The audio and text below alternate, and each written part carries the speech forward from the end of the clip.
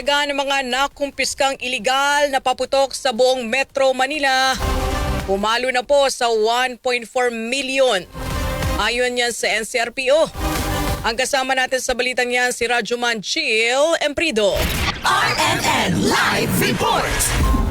Pumalo na sa mahigit 1.4 million pesos na halaga ng iligal na paputok ang nakumpiska ng National Capital Region Police Office o NCRPO sa 5 police district sa Metro Manila. Ang nabanggit na halaga ay kasunod na rin ng isinagawang pagsira at disposal ng mga nasamsam na paputok at boga ngayong bispiras ng bagong taon.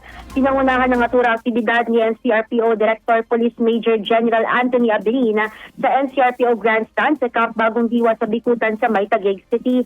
Ayon kay Abilin, aabot sa mahigit 26,000 na mga paputok at boga ang nasabat ng mga otoridad sa iba't ibang lugar sa Metro Manila na dadalhin naman sa Rizal. Ito'y mula sa Manila Police District, Southern Police District, Eastern Police District, Northern Police District at Quezon City Police District.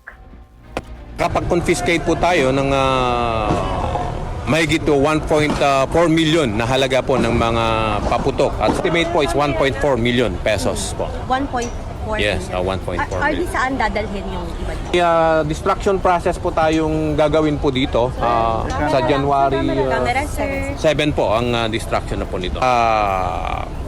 Nakakadisgrasya or makakasira po sa kalusugan at sa kapangangatawan natin or nakakreate po ng injuries or the worst, nakakamatay po ang paggamit po ng mga paputok na to.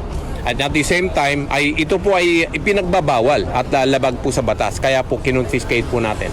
And as a matter of fact, we have charged 11 persons na naaresto po natin dahil po sa mga paputok po na to.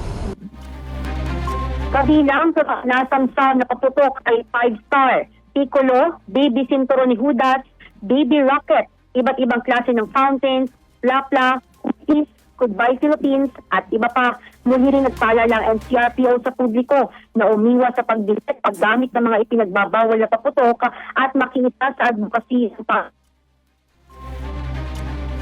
at masayang bagong taon para sa lahat. Kasama mo sa DZXL RMN Manila, Radyo Manchil Emprido, sa Top RMN.